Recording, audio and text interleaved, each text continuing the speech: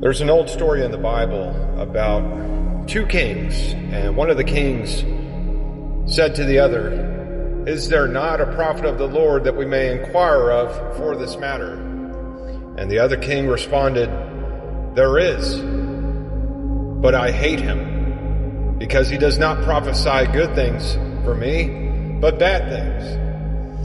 And so, when you talk about listening to the wrong people, there's a lot of folks listening to the wrong people, listening to the wrong message, because it doesn't suit their agenda. It doesn't sit well with them because it's uncomfortable.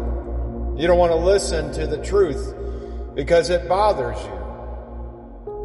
You think, no, I don't want to listen to that. I don't want to think about that. That's not true. It's like finding out your father is a Jew and you hate Jews. It's like, no, that can't be true. That's not true. It is true. It is true. And so, we have a situation here today in our country where people just want to listen to the wrong people, listening to the wrong crowd. And that's why you've backslidden. You've backslidden into your old ways. You know, you think about it. You think, I've got 5 years sober, but I'm going to pick that bottle back up. And you want to ask yourself why? Why would you do that? What's the point? You want to feel good? Is that the slippery slope you want to go down?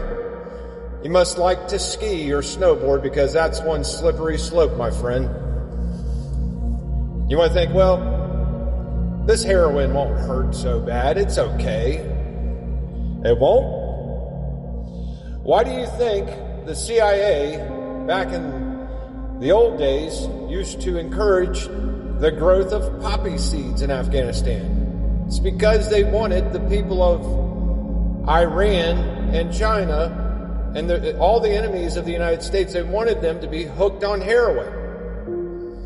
And so that's what the enemy wants to do to you. He wants you to be hooked. He wants you to be back in your old ways, right? Back in your element. Maybe you're a swindler. Maybe you're a scammer, and you think, well, I don't like making money the honest way. This is a terrible way to make money. I know a better way. You do? Are you sure that's the route you want to go? Some things can't be hidden. Some things can't be gotten away with. You can't get away with stuff. There's no such thing as a secret. There's no such thing as getting away with something. You get away with it right now. You're getting away with it right now. But eventually it's going to catch up to you. Eventually, if you break the law, it'll be found out. It'll be found out. I mean, how many drug smugglers have you seen pulled over for speeding? Right? They thought, well, no, it's fine. I can just smuggle drugs and make money and do this. And they got caught. And where are they now? Where are they now? They are in prison. And so you seem to think that your backsliding is okay, and it's not okay. It's not okay. Look at the consequences. Look at the consequences of your actions. And my people are bent to backsliding from me. Though they call them to the Most High, none at all would exalt him. He's talking about the preachers there. He said, my people are bent to backslide. Even though the preachers, the prophets of God, have been trying to call them back to me, no, they have refused. They have turned their back on God. They are backslidden.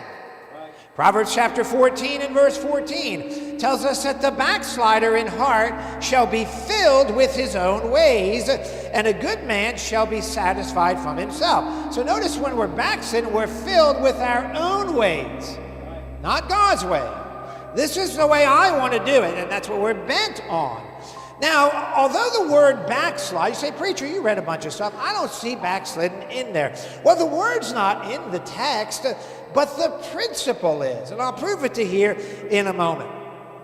Because this was the condition of the nation of Israel in the days of Isaiah.